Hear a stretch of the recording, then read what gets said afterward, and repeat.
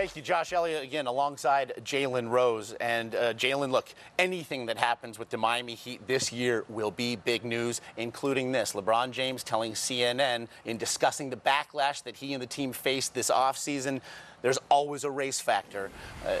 What do you make, then, ultimately, of what LeBron James had to say? That's an absolute fact. The most interesting dichotomy in professional sports, in particular the NBA and the NFL, is that the majority of the players are black. Yet the majority of the paying customers and suite holders are non-black. So that line is always blurred for athletes to never be viewed as humanitarians. It's almost like we're actors in a drama. It's sort of similar to the just shut up and play and the dumb jock theory, that if you don't play well and win a championship and make every game-winning shot, then your life is a failure, which is two different things. And now a player like LeBron has put his destiny in his own hand. He started his own company, LRMR Management, global international branding. He signed a 3-year deal with the Cleveland Cavaliers to put himself in a position to make a move like he did this summer with leaving there and going to sign with the Miami Heat. So it's changing the business mode of an athlete, and since he's at the forefront of it, he's taking the most backlash. So then, aside, as you mentioned, from acknowledging the humanity of athletes, also seems that there's an issue of control here, an issue of power in the hands of the league stars. Again, as you say, the majority of whom are black. I wonder then, in discussing not just the stars, but the majority of players in the NBA, do you think they agree with LeBron James? Of course they do, because this is what has happened in professional sports.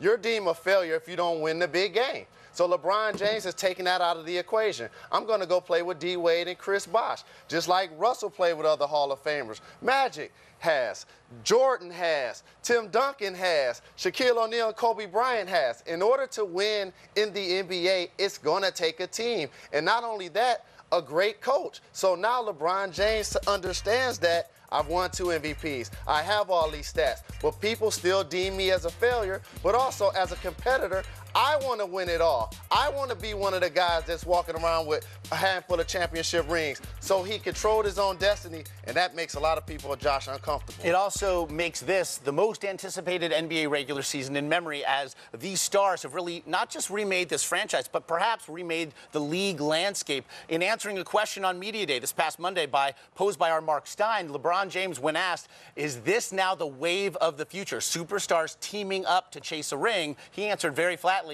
yes, it is. Do you agree with that? Superstars have always chased the ring. That's the ultimate goal, is to win. And he was a free agent, so he wanted to put himself in a position to win, because now people just say, how many rings does he have? And they compare you to that. So now he wants to be known as a guy that not only put up the big numbers, won the MVPs, but also won multiple championships. That's what it's all about. That's why you compete, to win the big game. And all athletes, when they're done playing, if they have any regrets, it's 2 pillars.